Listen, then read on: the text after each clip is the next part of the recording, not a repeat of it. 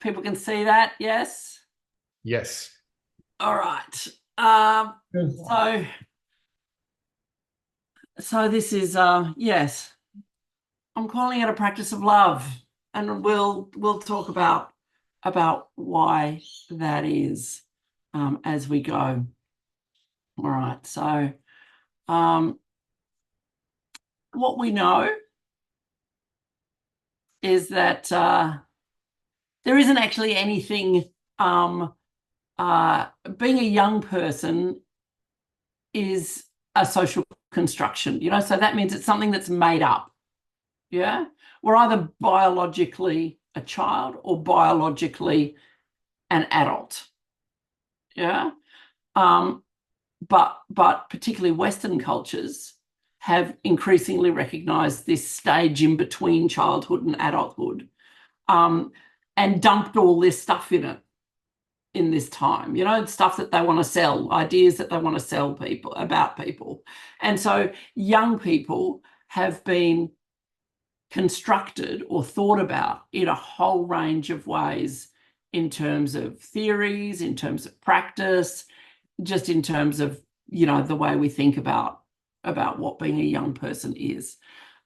Lots of theories, and particularly old school theories. You might have learned about, Erik Erikson and, identity, that youth is a time where young people are wondering who they are in the world, that kind of stuff. And these theories all individualize young people. So they focus on the individual young person. They don't really take account of what's happening out in the world and how that influences young people. Yeah. And so, and the ways that young people have been constructed is often really negative. Yeah.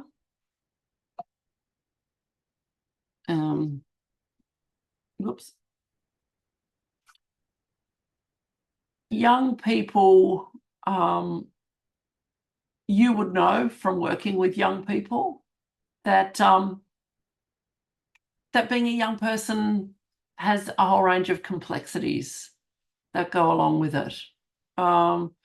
Those complexities can be ones that they experience individually, and it might be about their relationships, about their families. It can be complexities around the ways systems respond to them. So the education system that they engage with. And so because young people's lives are complex, they're not simple, youth work is a really complex and hard job to do.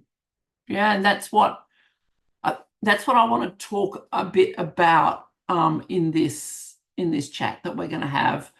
I think that people often think that youth work is kind of entry-level work, that it's something that we can all do because we've been young people. Youth work is the only profession, the only aspect of social work, human services profession, where everybody who does it has lived experience. So everyone has been a young person. Yeah. When we work in different fields of practice, where lived experience might be something to be considered, like so alcohol and other drug work or mental health work, that kind of stuff, we put lots of kind of guards, safety guards in place around us as workers coming in with lived experience. I might have been an injecting drug user, and I'm working with injecting drug users. And there's, my expertise as an injecting drug user is recognised, but there's also all these guardrails in place, around I need to reflect on that my experience isn't their experience and all that kind of stuff. Yeah. But we don't have those conversations more broadly about the fact that we all bring our shit that we carry with us from being a young person into our work with young people. Yeah, our unresolved trauma, our unresolved, feelings of being put down, our unresolved frustrations, all of that kind of thing. We don't reflect on that when we start our work with young people. So being a youth worker is actually really complex work, really hard work. Yeah, it's not just entry-level work that you do and then you move on to something else a bit more important. It's the most important work that we're ever going to do. Yeah, direct practice with young people. The way that an issue is constructed determines the way we think it should be resolved. So how we think about an issue shapes what we're going to do about that issue. Yeah. So people think that asylum seekers are queue jumpers.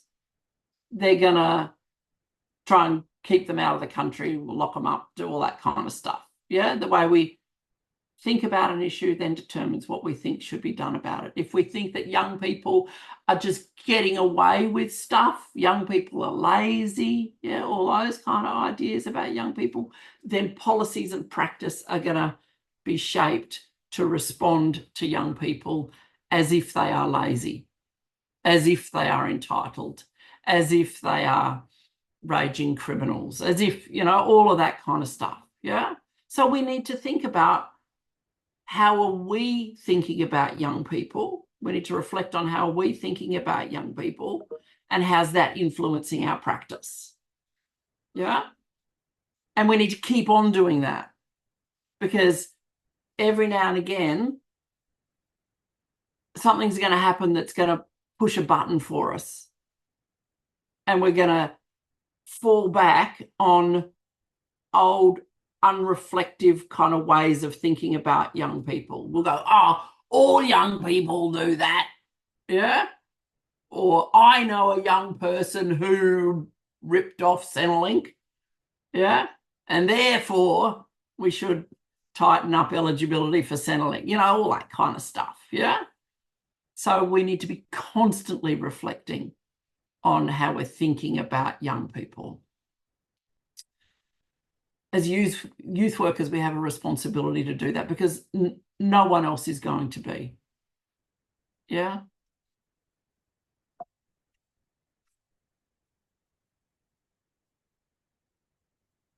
Howard Sercom says, the obvious, we live in a capitalist society, and capitalism has given us a whole lot of stuff. Yeah. Capitalism has made a whole heap of things that we take for granted possible. But capitalism doesn't generate equality. In fact, at the heart of capitalism is exploitation and inequality. That's how capitalism works. Yeah.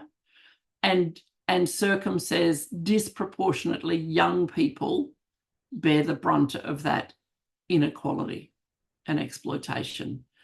And then it's compounded if you add multiple exclusions on top of that: poverty, class, gender, race, sexual identity, disability. Yeah.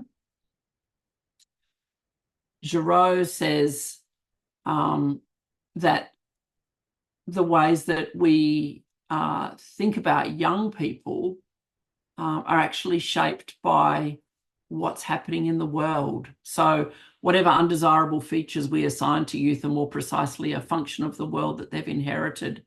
And so young people are responding to the world as they see it now. And so we're seeing high rates of anxiety in young people because the world is a really, scary at times, scary place. Yeah, scary and confusing place. At the global scale, is there going to be a world in 50 years, but in that more, immediate, how am I going to get through school, and achieve all of those things that I'm meant to achieve, tick all those boxes that I'm meant to tick, how am I going to do all of that stuff? Yeah. We're seeing just on the news this morning, they were talking about ASIO raising the terrorism threat level, and that young people are at the forefront of the people who are being radicalized, radicalized by the extreme left and the extreme right. Yeah. And that Giraud would say that's because they're seeing that in the world and they're going, I feel lost in this world. And so they'll grab hold of someone who says, here, this is a way forward. Yeah, I understand you. I get you. I see you. And this is a way forward. And so they're open to that kind of radicalization and exploitation. Yeah. The young people that you're all working with are exactly the kind of people who are targets to this kind of exploitation. Yeah, people who feel a bit lost, who feel like they don't belong necessarily.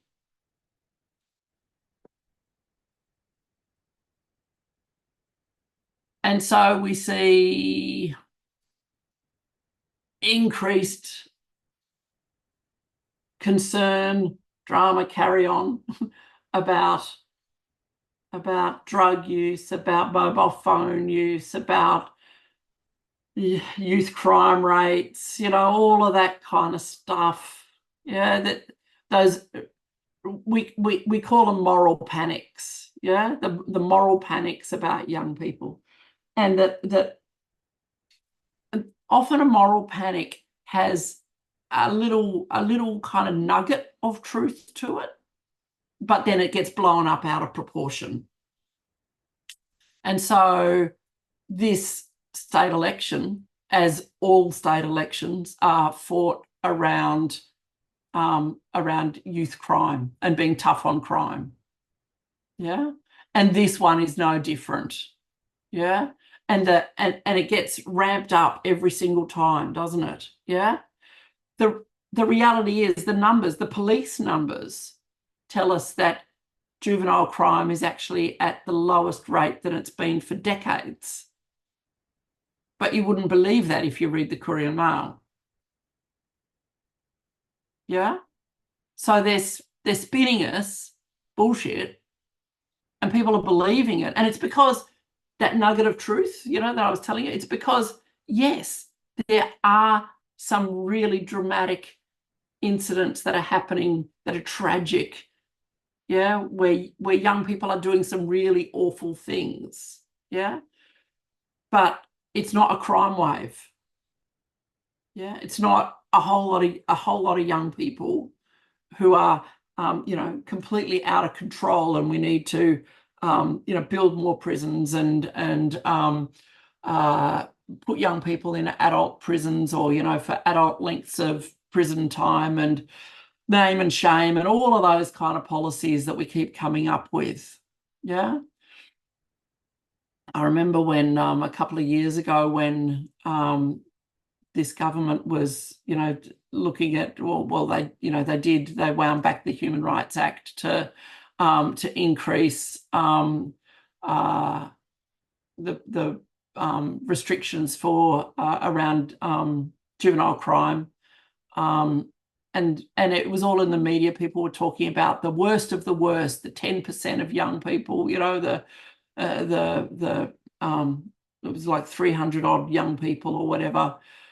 And I just thought, what I'm not hearing here about this worst of the worst young people is that a high number of them are Indigenous young people. A high number of them have come out of child protection. A high number of them, or probably all of them, have been excluded from school, have been excluded from their communities. I'm not seeing what made those young people the worst of the worst. I'm not seeing that in the stories. I'm just hearing that they're out of control and that we need to increase the penalties for them. Yeah, so a critical youth work practice is about going, what's behind these stories? Yeah, what's going on behind these stories? What do I need to know about these young people. Dr. Sean Ginwright says that young people are more than the worst thing that's happened to them. And that often in the work that we do with young people, we're working with them around that worst thing that happened to them.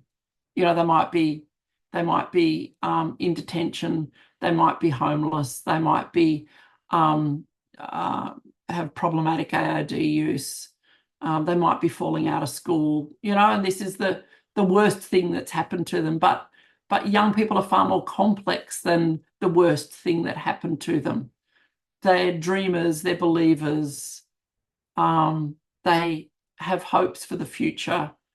They can see a world that could be different if only they were able to have access to the supports and the systems and the structures that might help them do that. And that's our bloody job, people. That's our job to do that. Yeah, to not just see them as the worst thing that happened to them. So that's my challenge to you. Giraud again, you know, I hate this quote, you know, because it's just, it's so damning and it's so real. So youth have been increasingly removed from the register of public concern, civic commitment and ethical responsibility. They're viewed as a bad social investment.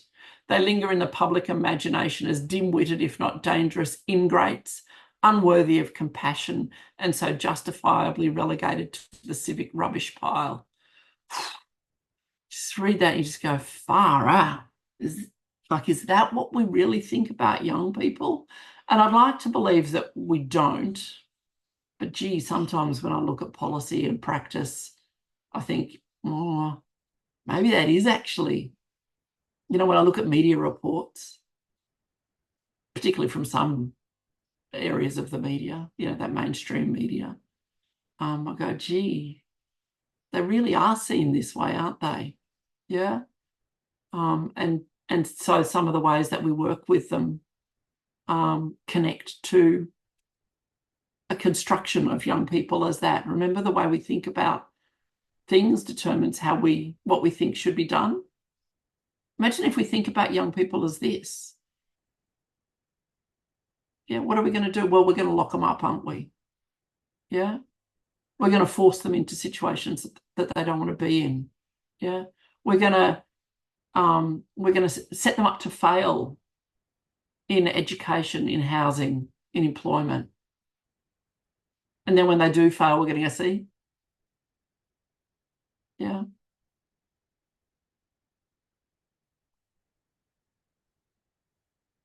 Bamber and Murphy say, actually, you know what? Young people, just like every other human being on the planet, can behave in a socially constructive manner if they're given support to do so. You know, young people are not inherently problematic or deficient or difficult. Yeah, young people can and do make valuable contributions to society. They might need help, they might need support, they might need they might need to learn how to do some things because they've never done them before. Yeah. And then they can make those decisions, but they need to be supported to do that, and they need to be believed in. Yeah. Once we start seeing young people, constructing young people as this, then our work looks and feels differently, doesn't it? Yeah. Than the version that Giraud told us. Yeah. Giraud doesn't actually think that about young people. I should just point that out. He's saying that's how society views young people.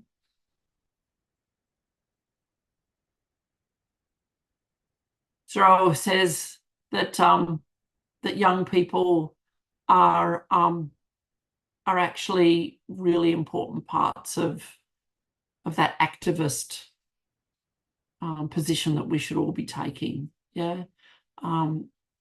That young people are resisting.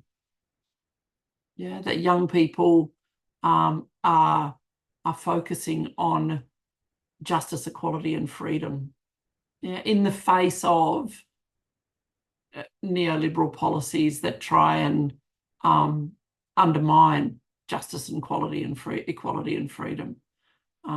Young people are resisting, young people are disrupting, which is what young people have always done. Young people have always been great at disrupting and resisting. Yeah. And we want young people to keep on doing that, even if maybe it makes adult people feel uncomfortable. That's good, isn't it? Yeah. I want there to always be rabble-rousing young people. Yeah. And I want youth work to be a rabble-rousing profession. Yeah, that supports the rabble-rousing young people. That's what I want.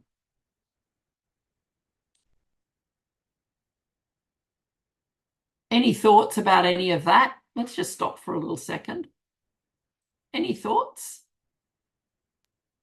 Can I just add in, Jen, when we talk about the election cycle in Queensland every 3 years, the law and order in young people gets, like you said, it gets ramped up every year. Yeah. I think I can't remember an election. Look, I'm 64 and I've lived here for 40 years in Queensland. I can't remember an election where young people in crime hasn't been a major issue that the court flogs to death. Yeah. And again, they're doing it now. You know, as you said, the stats show that crime rates are being lowered, but you would never get that if you follow mainstream media. You would think young people are out of control, and there are a small percentage of young people. And as you said, no one looks at what their life circumstances are to take them to that place where they're out of control. Yeah, yeah, yeah. That's right. That's right. I completely agree with what you're saying there, Jen. I think that as humans, our natural response is to just do what's easiest. And I think what's easiest is to just put that label on youth as, yeah, well, no, that's it. They're different from me. I don't want to understand why they got to that point. It's just easier to view them as the villain as such and start locking them up. But the issue that we're going to face is like, yeah, you're putting young people who are at the beginning of potentially going down the wrong road.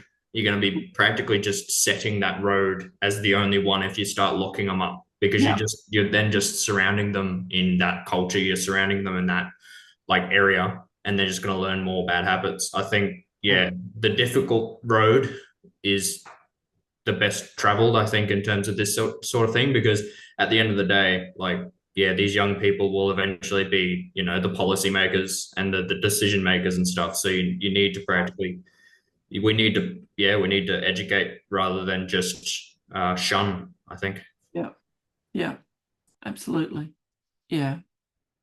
Yeah. All right. I'll add one more thing. Yeah, go, Phil. Just, you made the comment that youth workers is the only profession where everyone has lived experience. Yeah. Not only youth workers, everyone in the world has that lived experience. Yeah, that's right. Yeah.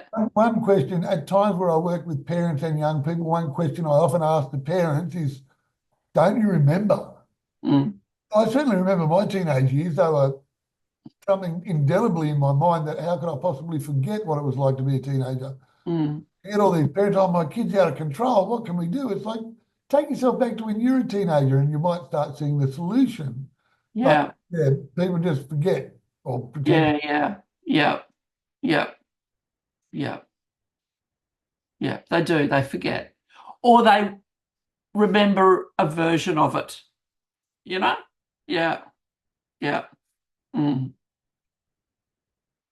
All right. Well, let's look at some critical practice ideas. Yeah, I've kind of given the context, so let's dive into a bit of maybe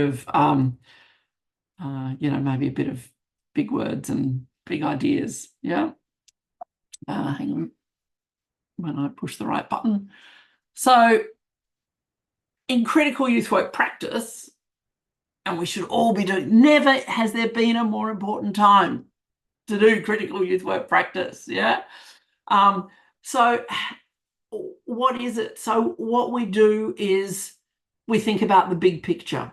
Yeah, we work with individuals. Often when I talk about critical practice, people go, but what about individual work? I want to work with just individual people, So you're sitting in the shelter you know, and you're talking with Billy who comes in, you know, and of course you're talking to Billy. Of course you're talking to the young person as an individual about what's happening for them that's brought them to the shelter.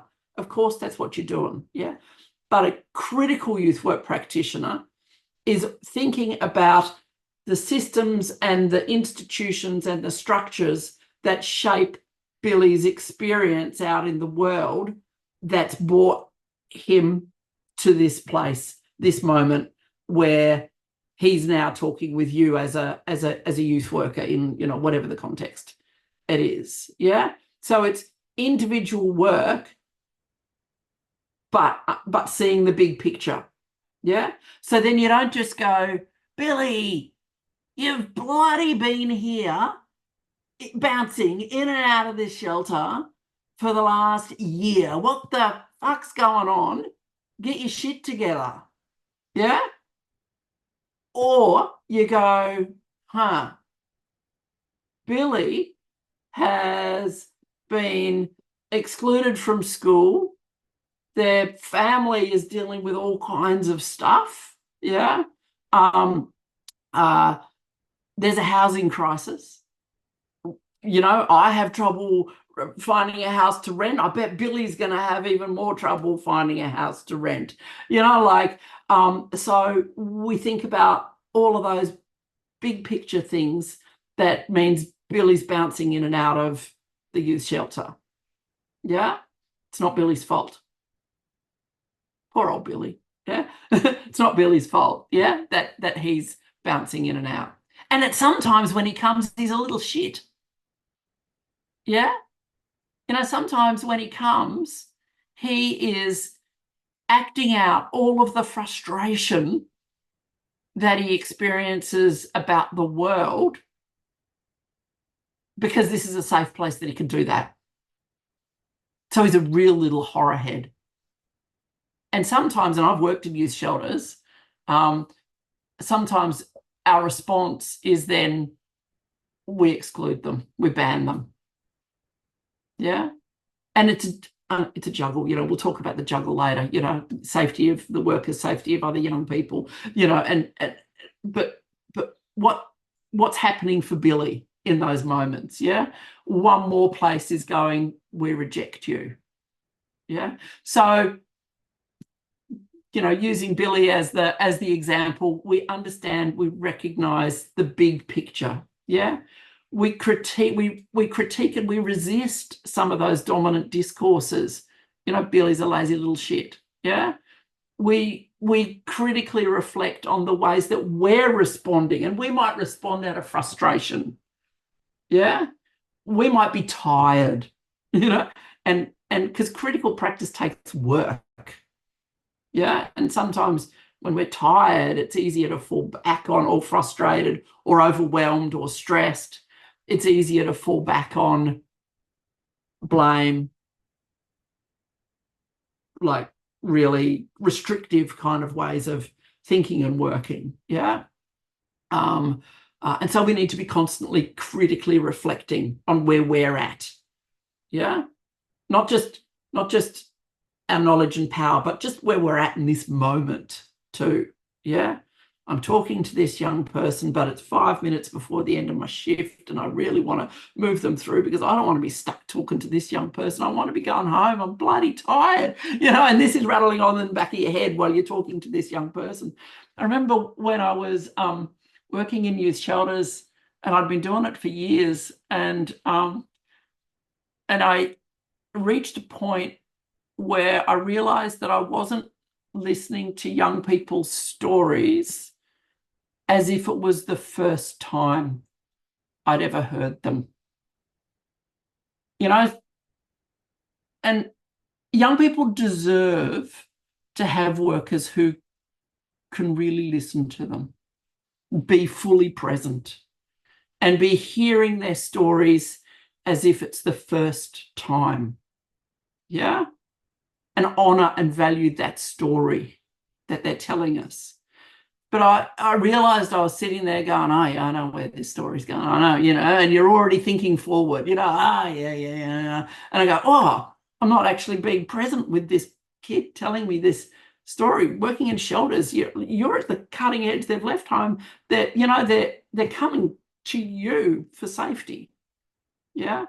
And so I gave up youth work for a while and became a gardener, and it was good to do that, but that was that moment that I realized I wasn't valuing young people's stories, hearing them. So we need to be aware of where we're at in ourselves, and always be engaging with young people in their humanness, respecting them as experts with valid lived experience. And when they're telling us their story, we're listening to it. Yeah. And working with young people towards social transformation. Yeah. So we believe that things can get better, both for the young person and in the world, in the way that the world sees young people. So Circum talks about that transformation as being the outside story. Yeah. So that transformation has an outside story. So that's advocating for a change in social arrangements so that young people can participate, can be valued. Yeah. And an inside story, so young people can see their lives as something that belongs to them. Yeah. So that's our commitment, is working towards that transformation. Yeah. That transformation where young people can take responsibility for their decisions and the impact that they have on themselves and on others. There's an ethical element to it, that youth work, it's not successful youth work practice if people's lives get worse. Yeah. So that ethical element is to grow up good. That's what we're aiming for, whatever good might be defined as. Yeah. That's the ethical commitment. But it's a tightrope. Yeah. So we're working in that tension between helping young people survive their exclusion, often by engaging them in social and economic processes, while also confronting the system that excludes them in the first place. So we go, in a neoliberal society, education is a marker of success, and education is a gateway to other opportunities. Yeah. And we can all broadly agree that that's how society is shaped now. Yeah. So given that, as part of our youth work practice, we engage young people back into education. Yeah. But we also know that education, particularly mainstream education institutions, can be a horror show for young people. So that's the tension. It's like, well, getting a year, 12 or whatever can be really important for young people to be valued in a neoliberal society, but school is a horror show. So how do I navigate that? Yeah. As a housing worker, I would, and I do believe that having a house, a safe, secure, affordable house, makes everything else a whole lot easier for a young person to navigate. It makes it easier to navigate their mental health concerns, their relationship concerns, their education concerns, their, AOD concerns, everything. Yeah, I come from a housing first kind of approach. But if I support a young person to get into housing, then they need to pay rent, and they need stuff to put in the house, and they need to pay electricity bills, gas bills, water bills, all that kind of shit, And so they need to be engaging in some kind of work or have some kind of income so they can do all of that kind of stuff. So that's the tension, isn't it? Yeah. I want a young person not to be homeless. I want them to have a house, but having a house means that they then have to engage with all of these other things. Yeah. That's the tightrope that we walk all the time. We go, this system's really effed up, but I need to engage young people in the system. Yeah. While I'm trying to change the system. So as a housing worker, I would be finding young people housing, and I would also be on the state youth housing peak body and the national peak body trying to change state housing policy and practice and national housing policy and practice. You know, so that's how I navigated that jungle. Yeah.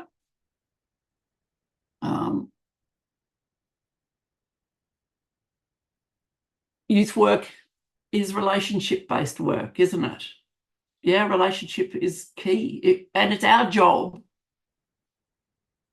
as the workers to engage in that relationship building. It's not the young person's job. Yeah, it's our job. We're the ones who are being paid to be there. So it's our job to make that relationship work. And without the relationship, we've got nothing. Yeah, we've got absolutely nothing. So we need to think about how do we build that partnership? Yeah, that partnership where we work together to heal hurts, to repair damage. Yeah.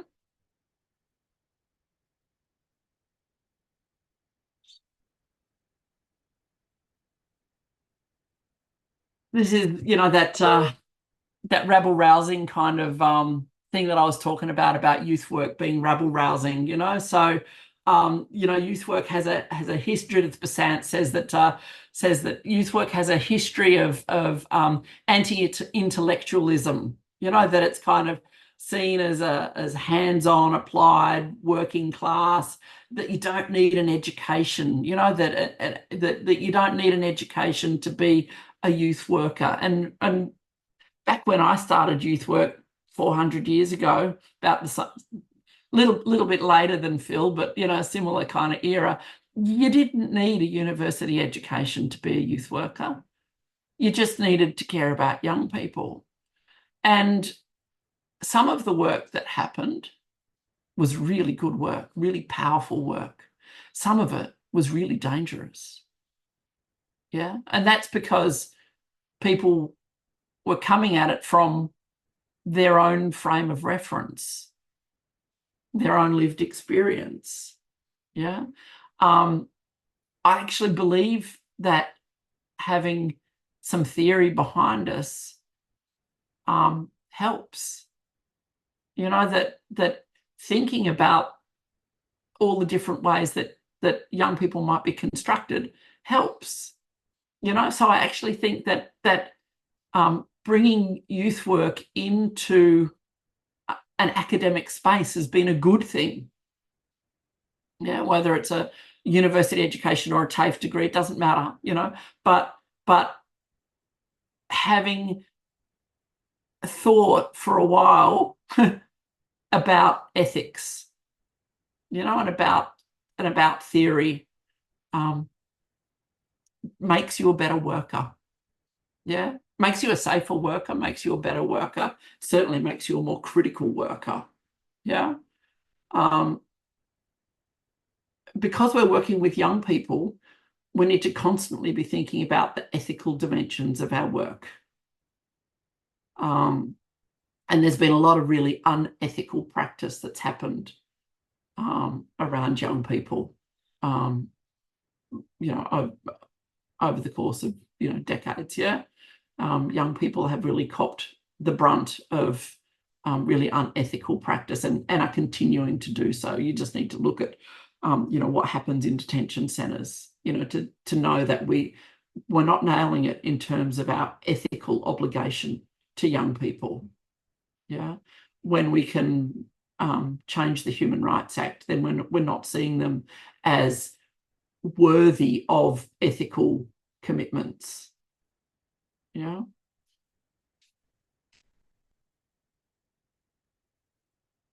Judith Butler, just to, go on a feminist theoretical tangent, but, Judith Butler talks about some people, their lives are seen as more grievable, so we care about them more.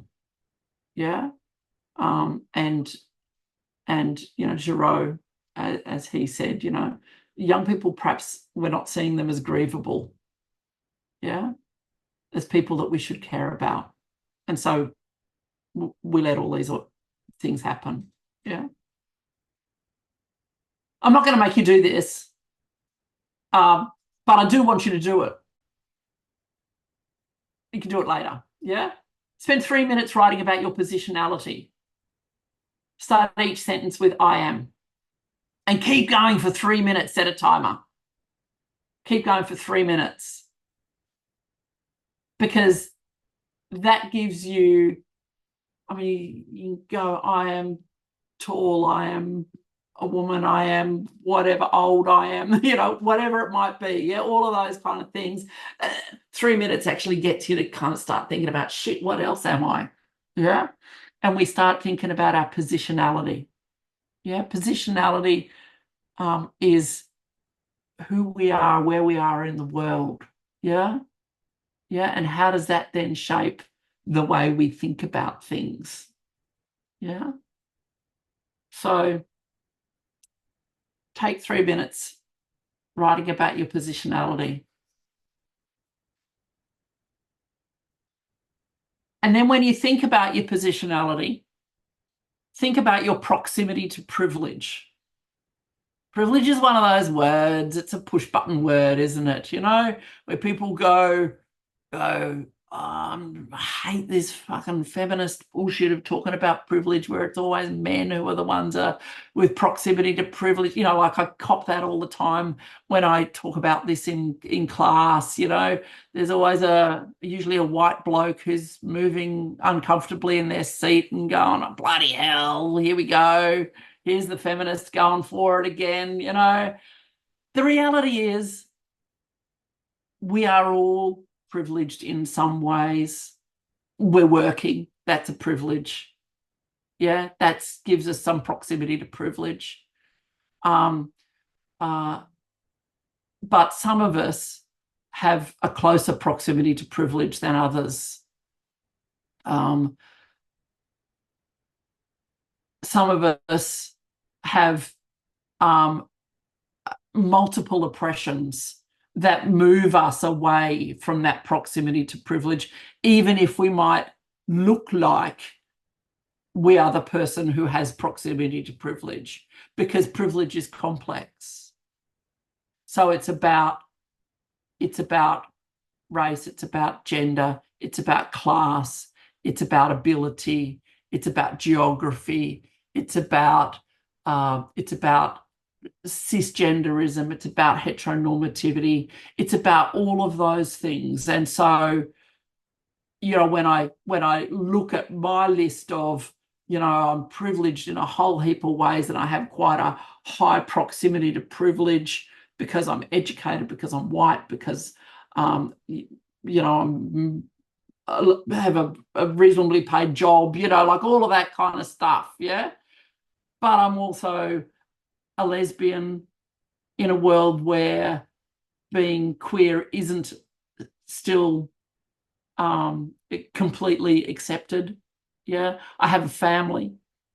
Yeah. And so, increasingly as I age, I move away from that proximity to privilege where I'm seen as less relevant in society. So it's a complex thing, isn't it? Phil, you were sticking your hand up? I was just owning up to all three of those boxes there. Yeah. Yeah. Yeah. White, male, heterosexual. Yeah. Yeah. Yeah.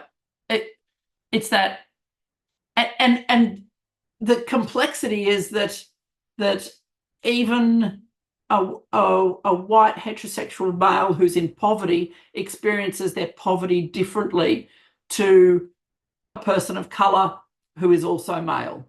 Yeah. or a person of color who's female, or, you know, so so it's this layer upon layer upon layer thing. Yeah. Understanding our privilege and our proximity to privilege is part of thinking about our positionality. Yeah. You know, the I am. Which bits of those are about, like, where does that position us in that proximity to privilege? Yeah. And why am I talking about this? Because this is part of the things that we need to critically reflect on, because it shapes the way we see and move through the world. Yeah. So then we go, well, I could do this. How come they can't? Or I understand why they can't because I have this lived experience of that. Yeah. So our privilege and our positionality shape how we construct issues, and therefore then how we work on those issues. Yeah.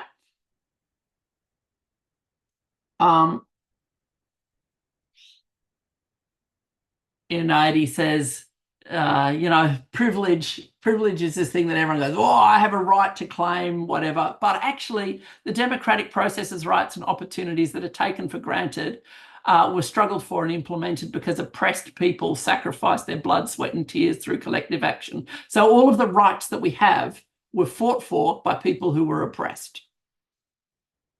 Yeah, and it serves us to remember that. Yeah.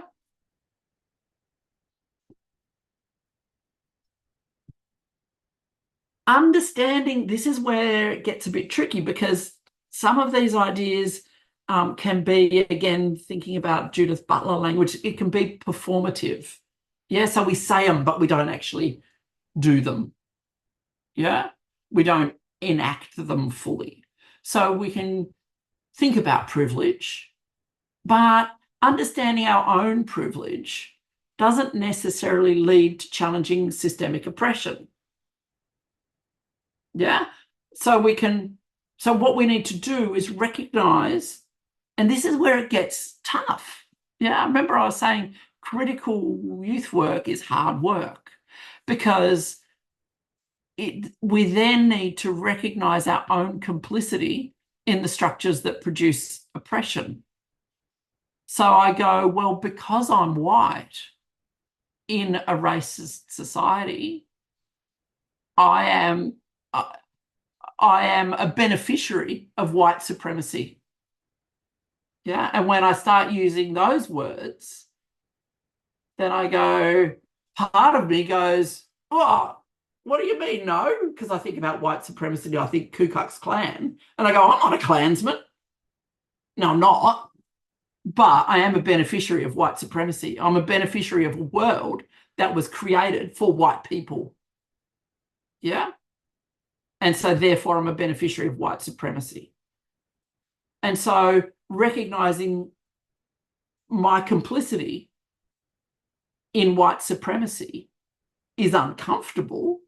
But when I start working through that discomfort, then I can start resisting.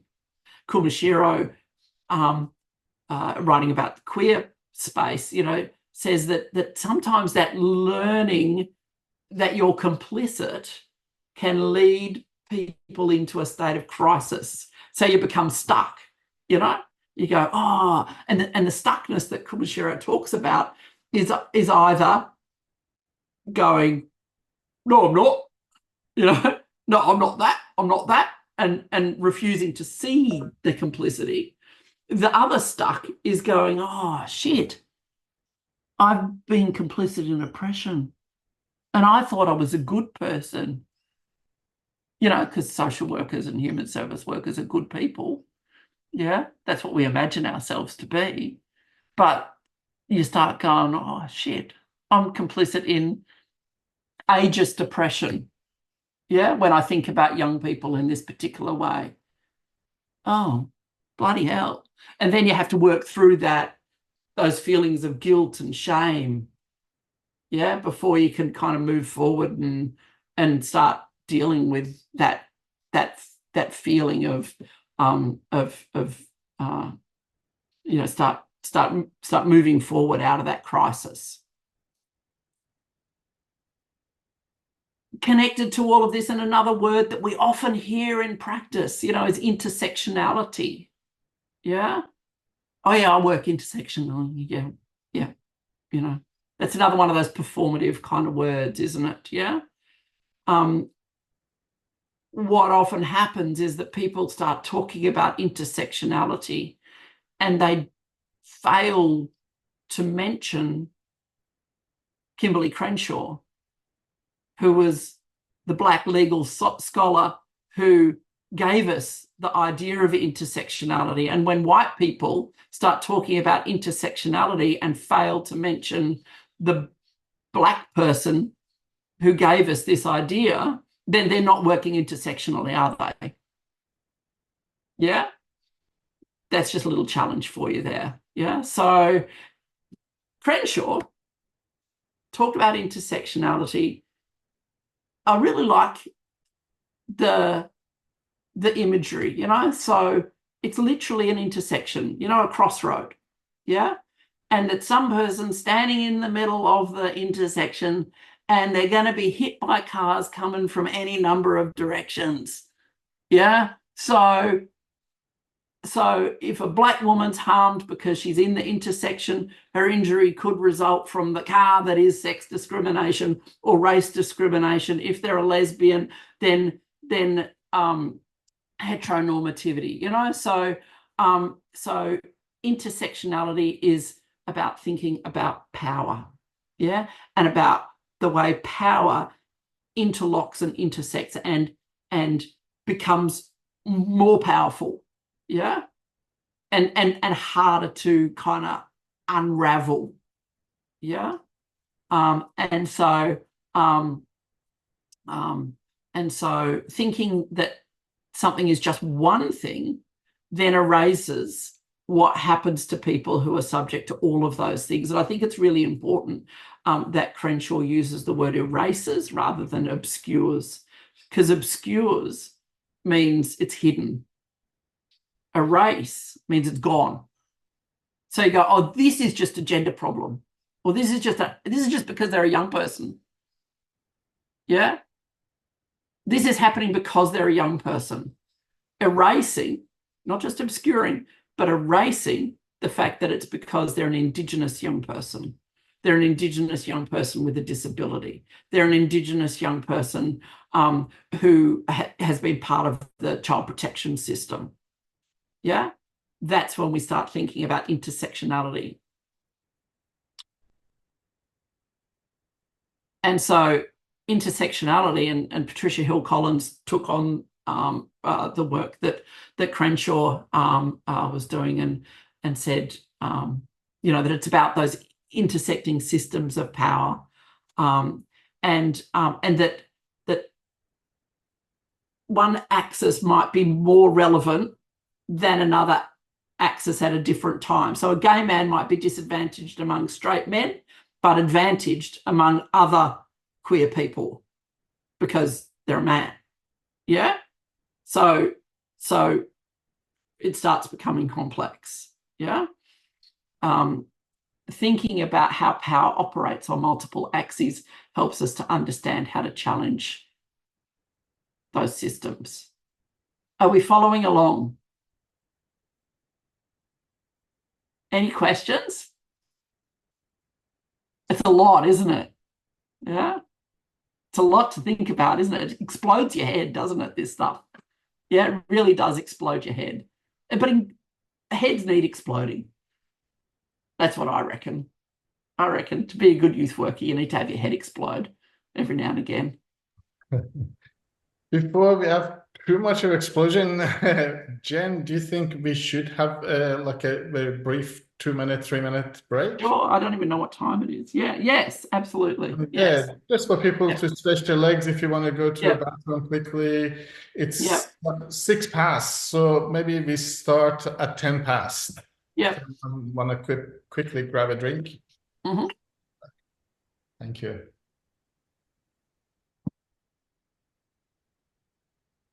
Again. Back to you, Jen. Sorry. All right. And so,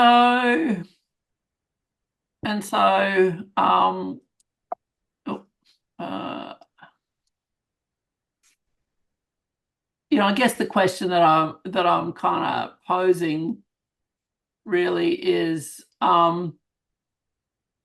has intersectionality become performative? So are some intersections privileged over other intersections? Are we more likely to see some things than other things? Some aspects of people's lives or the way power works than other elements, and what we see or don't see can be connected to our positionality. So I might see things through a queer lens, but not through a race lens. Yeah, so I need to be constantly thinking about the other lenses that I need to be viewing things through. Otherwise, my intersectionality is just performative. I'm just pretending. Yeah, I'm just doing a little bit of it.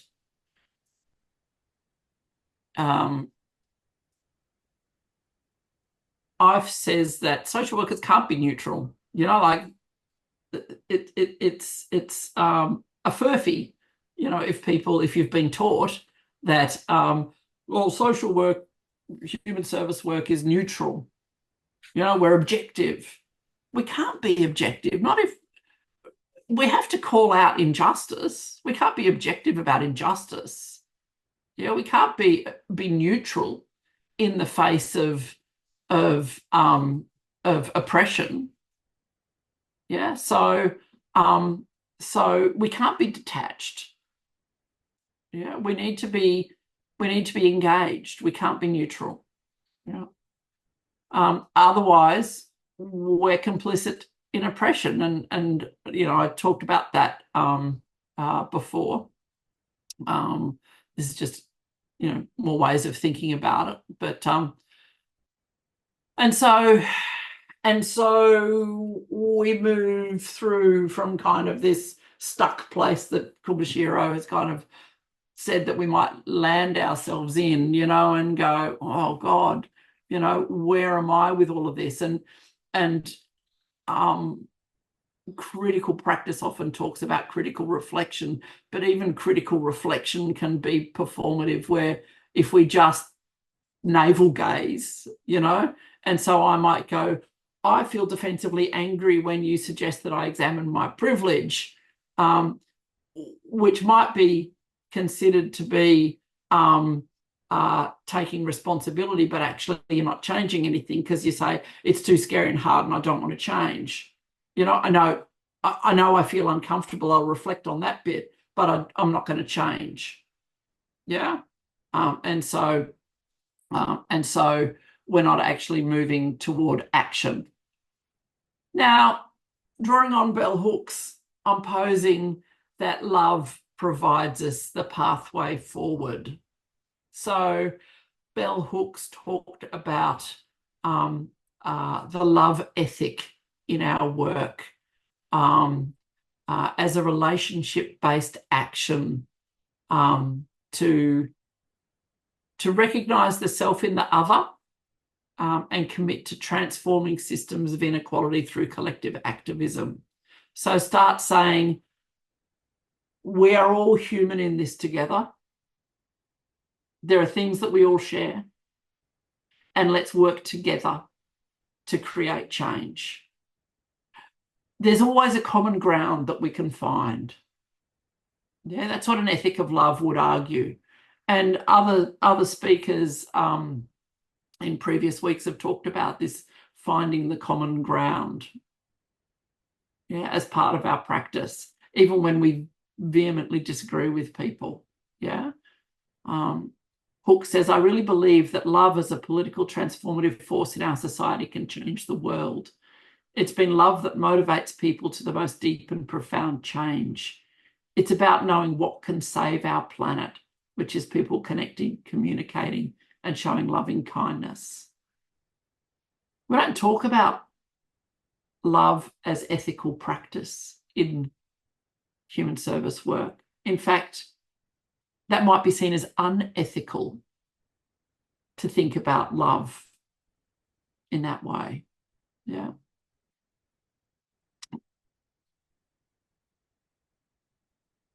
This way of thinking about love is about engaging in dialogue.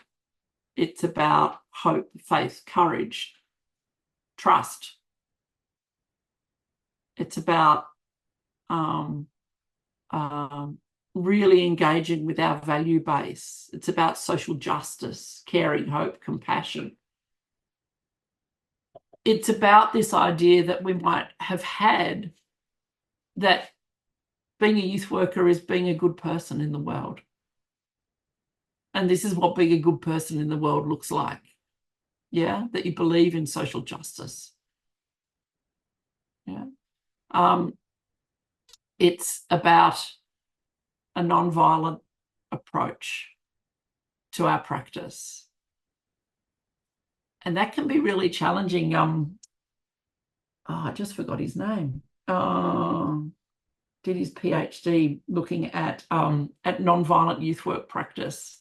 Anyway, doesn't matter. He talked about non-violent youth work practice, and he talked about how banning people is an act of violence. Excluding people is an act of violence. But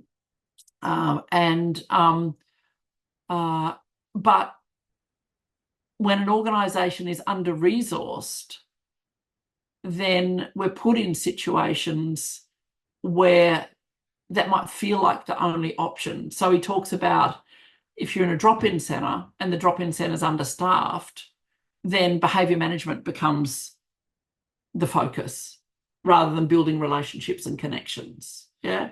And so then you might exclude someone because of their behaviour. Whereas if you had more workers, then you might be able to work with that person about why they're engaging in that behaviour, while at the same time you've got other people to, look after the rest of the space. Yeah. So thinking through what does a non-violent youth work practice look like?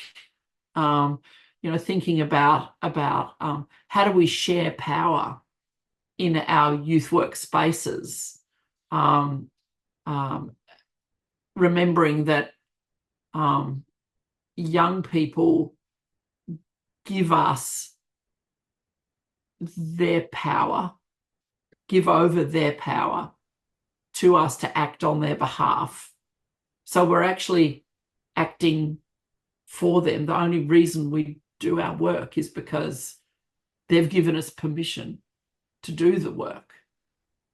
Yeah, so they're actually our bosses, even though it feels like management committee and CEOs and all those kind of people, but we're only there because a young person has ceded their power to us and said, here, yeah, I'll be in this space with you because I trust you. Yeah, I trust that we can work together. Love is activism. Yeah, it helps us to challenge exploitative systems, oppressive systems. Jen, is that Graham Robert Stewart that you were? Yes, that's his name. Yeah, Graham Stewart. Yeah. I'll just put in the text just a link to his paper if anyone's interested. Thank you. Yeah, it is really interesting, his stuff about non-violent youth work practice. Yeah. And so how do we actually kind of practice this? So we engage in critical reflection. Reflexivity is a jargony word, to thinking about how we might perpetuate inequality. We might, thinking about the times that we might have made mistakes. We might have gone, oh God, I really did not respond to that young person well. But I recognise that it was because I was stressed, I was overwhelmed, I was tired. They pushed my buttons, you know, whatever it might be. We embrace learning. We embrace humility. We practice self-forgiveness. We can't always be brilliant youth workers all the time. So we need to forgive ourselves for those times when we march down the hallway sounding like the worst version of our parents, you know, telling a young person to clean their room or get to their room or do whatever it might be, you know, and we go, geez, where did that come from? Yeah. And we practice self-forgiveness for those moments. We are advocates for fair workplace conditions. As Graham Smith talks about, a poorly resourced workplace is one that that workers then will feel overwhelmed. Yeah, and you'll just be focusing on what can I do to maintain behaviour in this place so it's safe for everyone, rather than moving beyond that. Yeah. Working as part of a team.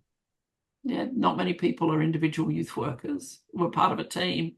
So how do we engage it as you know, collegial relationships, working toward a collective purpose? Yeah. Demonstrating a love for community, you know, including the love for service users by supporting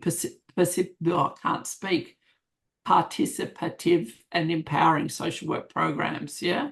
So working towards empowering young people, working towards their rights.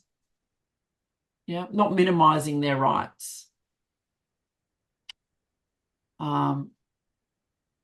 Looking at that global consciousness, being global citizens, celebrating diversity without othering. Recognizing that we are part of an ecological community, and so trying to engage at that level.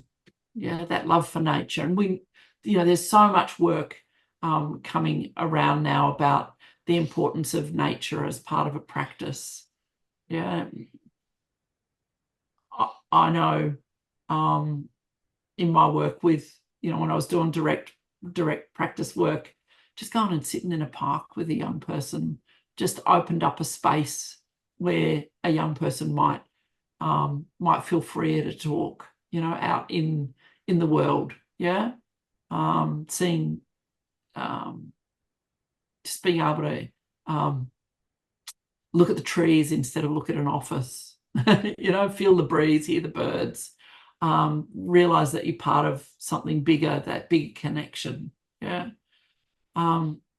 And celebrating spiritual relationships, you know, between Indigenous people and the land, connecting with the cosmos. Yeah. So that spiritual love.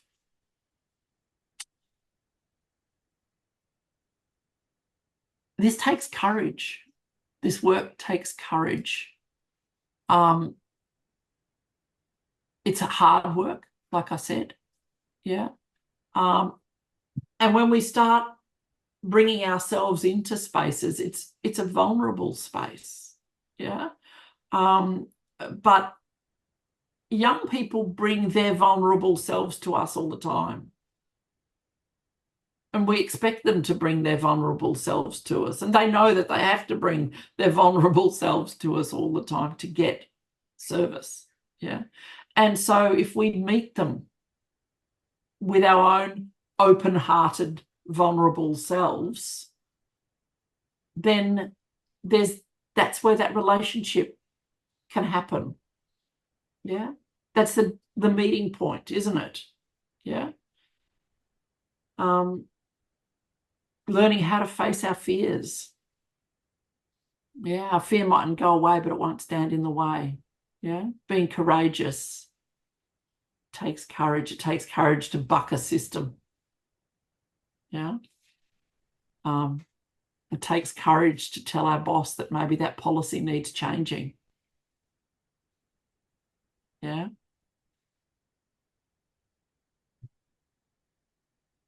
Merotta says we move in the direction of the questions that we ask. I really like this idea. If our ultimate goal is joy and healing and liberation, we have to think, are we asking ourselves the right questions to move in that direction? Yeah. Are we going, what is the world that I'm hoping to create? Or are we just stuck in the world that we are now?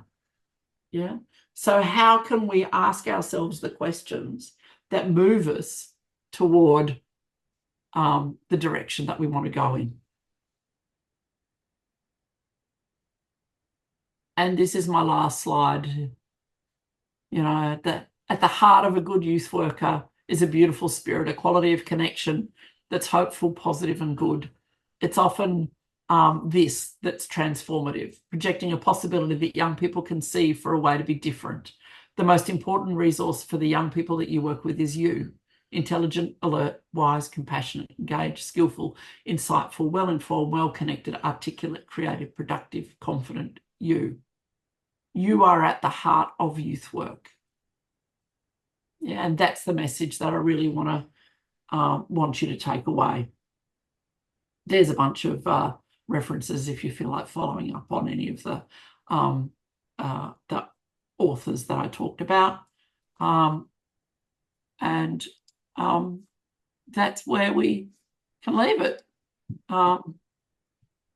Questions, thoughts, comments?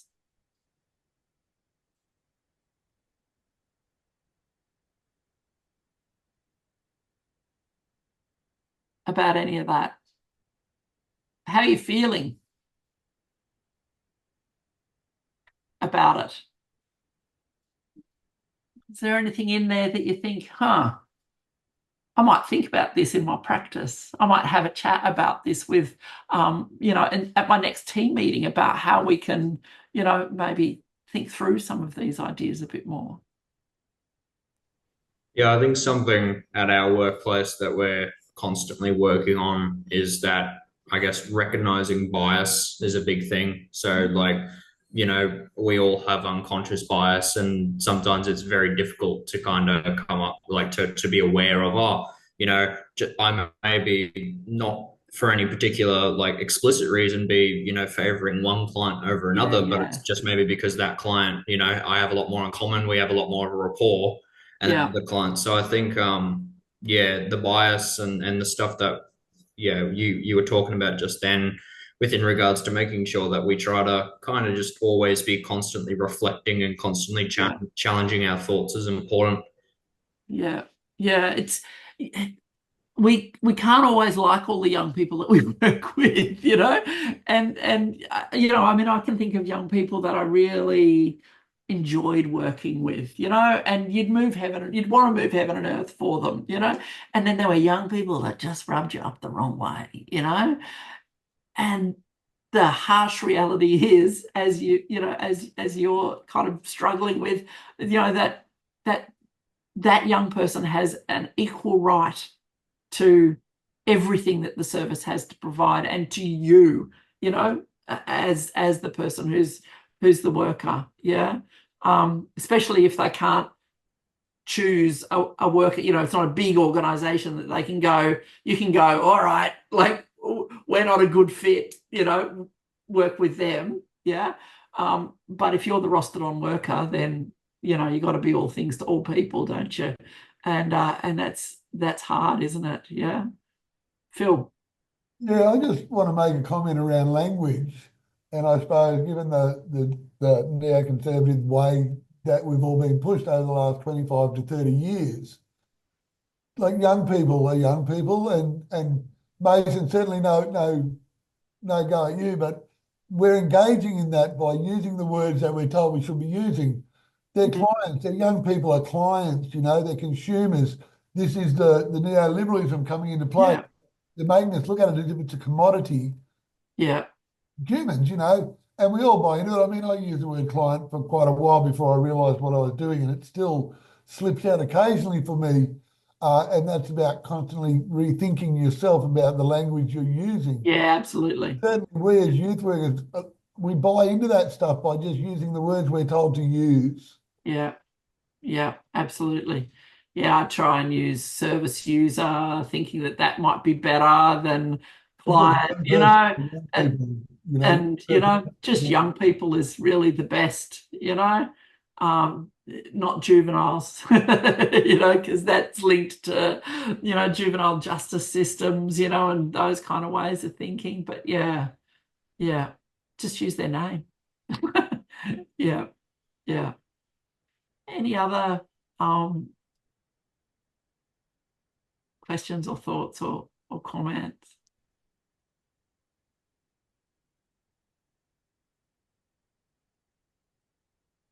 A few things came up for me, Jen, as you were going through,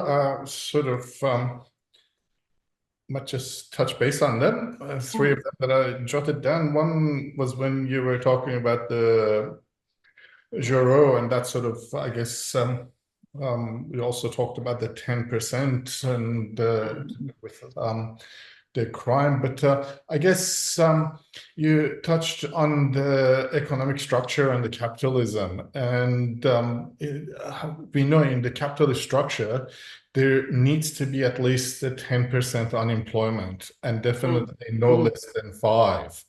Otherwise, wages will increase, the production has impact on production and sort of amount of capital gain. And so the system is structured to have that, I guess, disadvantage. And so I guess for me is that what is our role with young people to actually, because we secure our own survival in the capitalist structure before we engage with young people.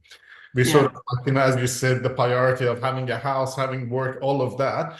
That's after we have that, then we engage with young people. So what is our role as youth workers to sort of not, as you mentioned, the housing, so having the housing sort of like, that will secure it, but also what's our role about sort of like, bringing to light to them this knowledge that we've gained, that this is a systemic structural problem.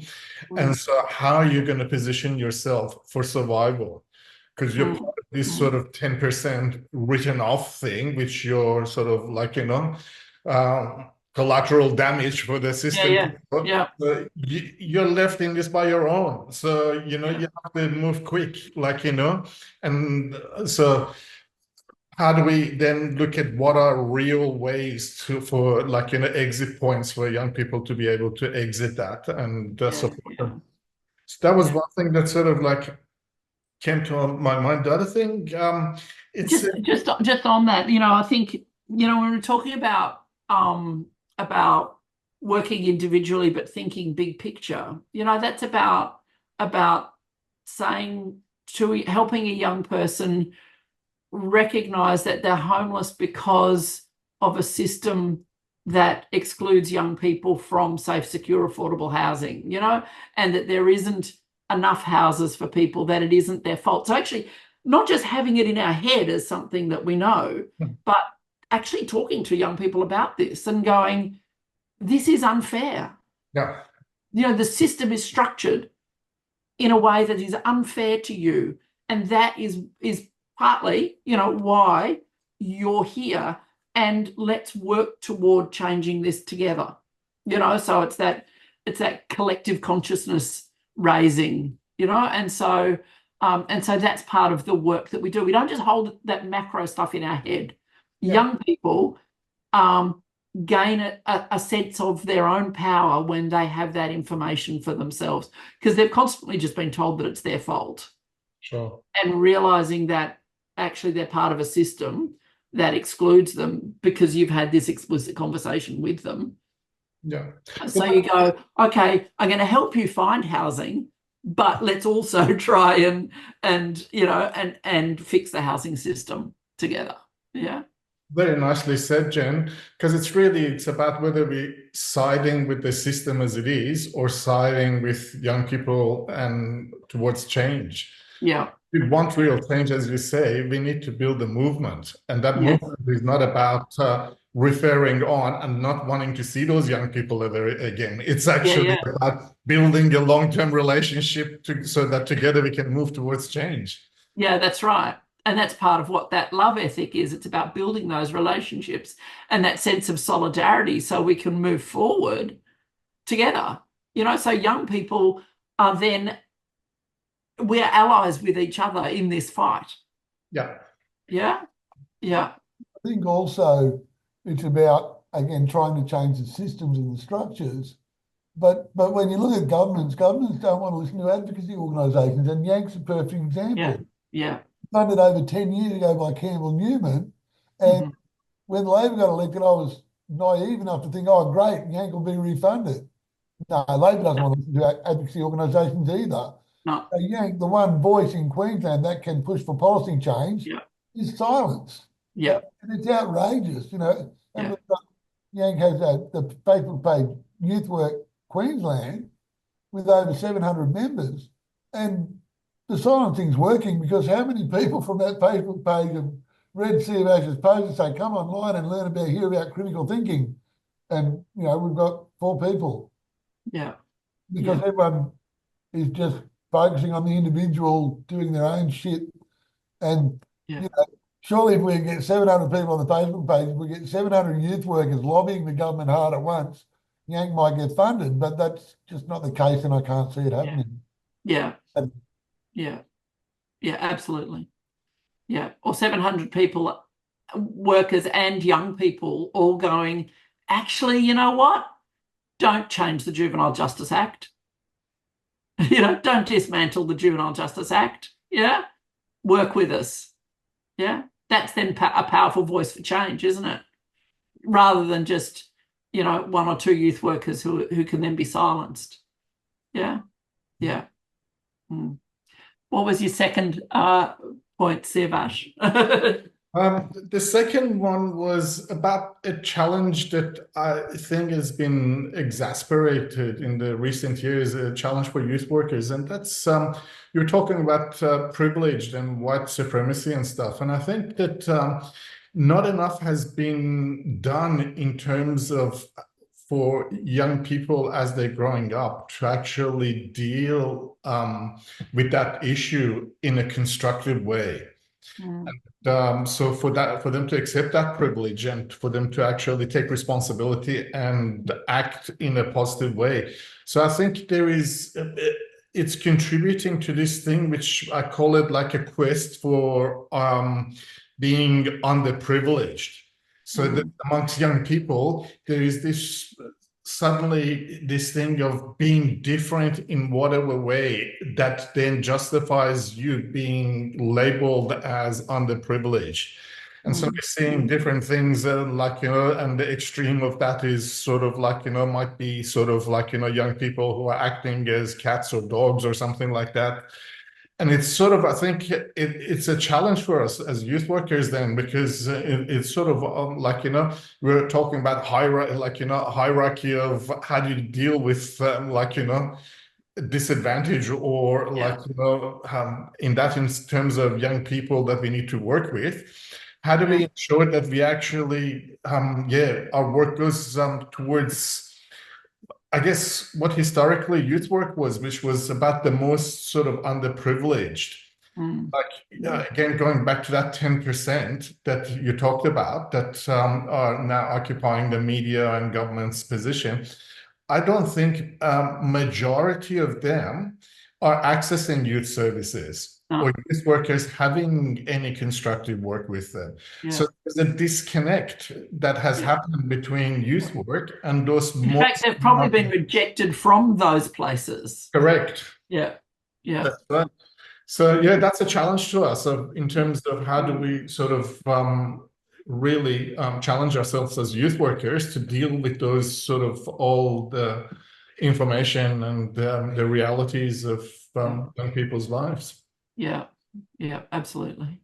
I think it's about throwing the too hard basket right out and persevering in trying to build relationships with those young people, because they're constantly getting rejected. It's going to be hard to engage, so you've got to persevere and just keep at it. And And from my experience, the best way to engage with a young person is just be honest to yourself, be honest about who you are, and speak the truth.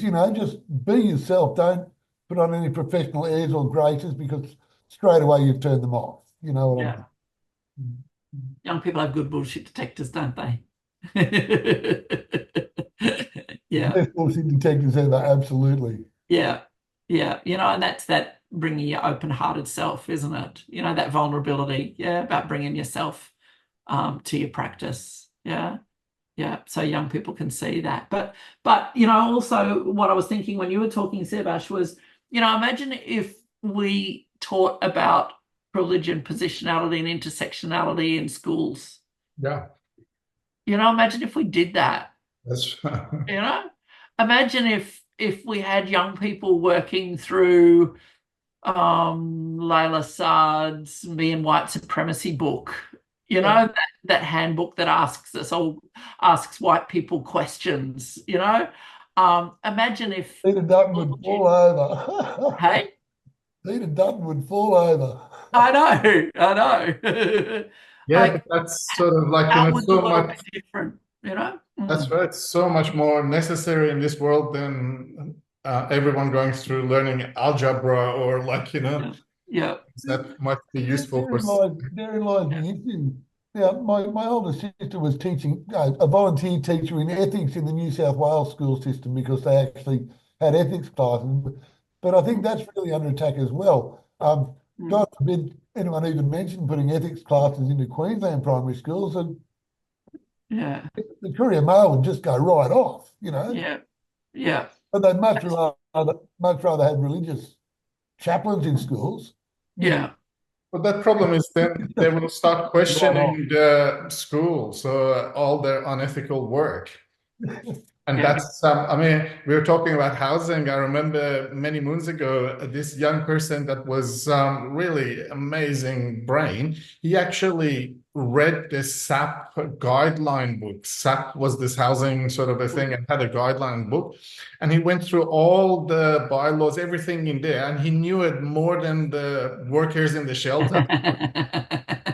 And he created a havoc, because it was like, he knew what in theory was written about how they're supposed to act, and they weren't doing it. And so it's a dangerous thing when you inform people. Example of that. I've got a perfect example of that, Steve, because when I first started in the sector in '94, it was at a youth shelter, so I read the SAP guidelines, and I was up to them. And then I was working at Ipswich Youth Shelter, and there was a young women's shelter at Ipswich called Hannah's House. It was run by the Assembly of God. Wanted to stay in Hannah's house, you had to attend the Assembly of God church services on Thursday evening and Sunday. Had to. And I was outraged, and I thought, I'm going to report these fuckers, But then, like everything, my initial outrage, I always sit back and then think about it. And my ultimate thought was, well, if they lost their funding, there'd be nowhere in Ipswich for young women to have a bed, which puts them at greater risk. So I bit my tongue, and if I used to refer young women to that shelter, I'd say, look, you'd have to go to church on Sundays with them. Even if you don't believe in God, you'll have to go to their church service if you want that bed. Yeah. As much as it hurts me, I'd say, just bite your tongue, and it's got you safe. And I asked the manager of that youth service, so if you had a practicing Catholic come into your shelter and they wanted to attend their church on Sunday, that would be fine, but they'd have to attend our services as well. You know what I mean?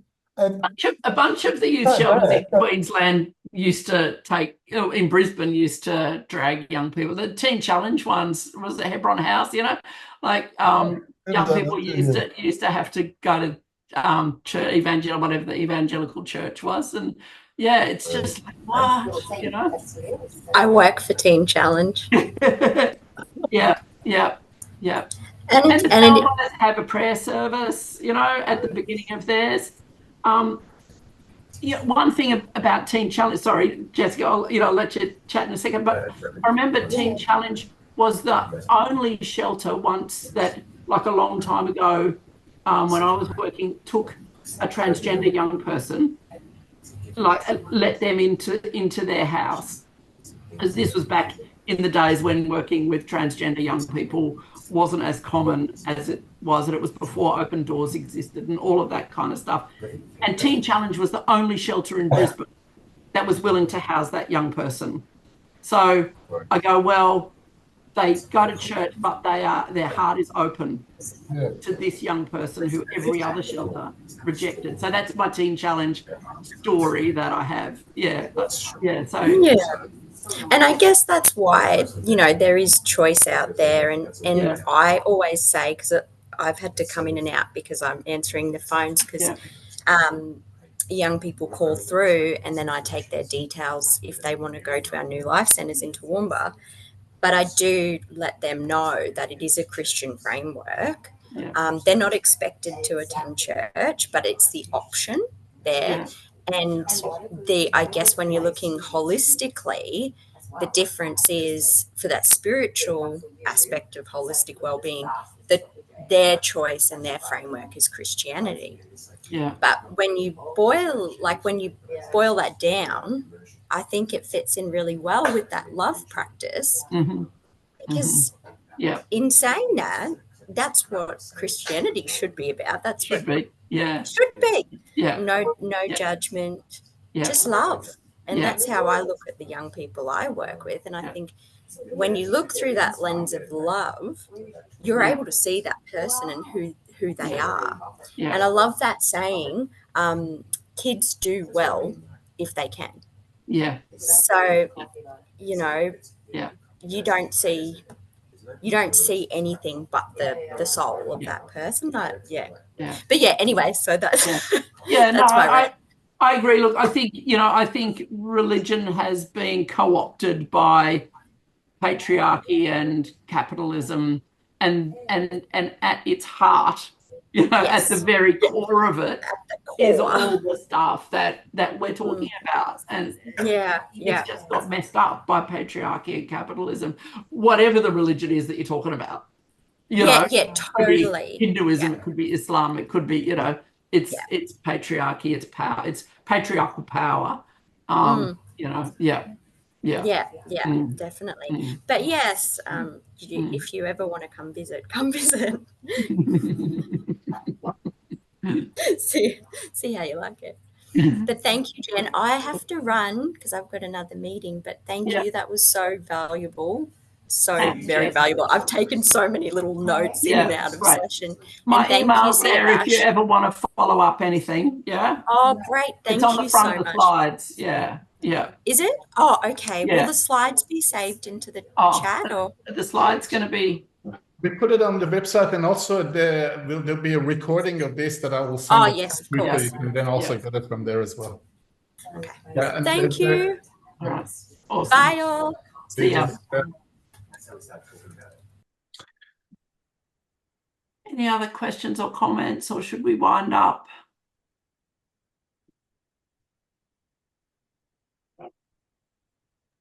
Who is the next one, Servos? Sorry? You got a guest speaker for the next one? I was hoping to confirm Andrew Fowell, who was going to run a session on working with Pacifica young people. Cool. I'm still waiting for him to confirm that he can do it. If he can't do it, the next one for later this month, then it'll be early next month. And he's Debbie Kilroy would be the next one, which she's the CEO of Sisters Inside, many of you would know, abolitionist activist who's worked in the youth sector for a long time as well. So that'll be a very interesting one. Yeah, cool. But I had a third point that I just wanted to... that's right. Sorry. Yeah. That was, I guess, in going back to my opening and acknowledging country, and I guess you've finished off with talking about the need to find commonality. And in that commonality, I guess I was looking at things that you were mentioning about love, about nature, about relationship, in non-capitalist sort of approach. And I was thinking to myself, we're talking a lot of the things about Aboriginal culture and wisdom.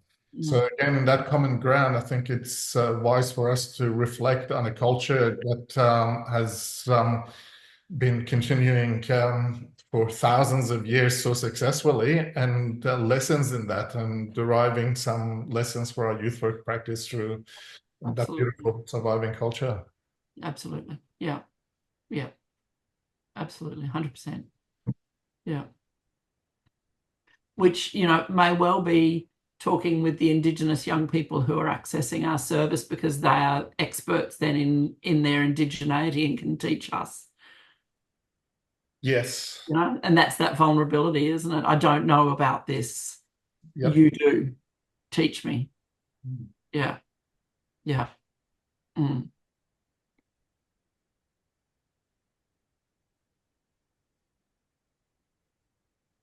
All right. Thank you, everyone. We might wind it up. Yeah.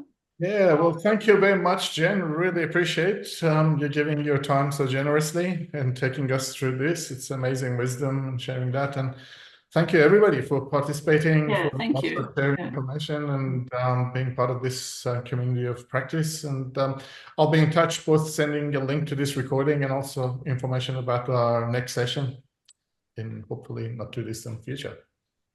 Beautiful. Nice rest of the day. Thanks, everyone. See you. Yeah. Thank you so very much.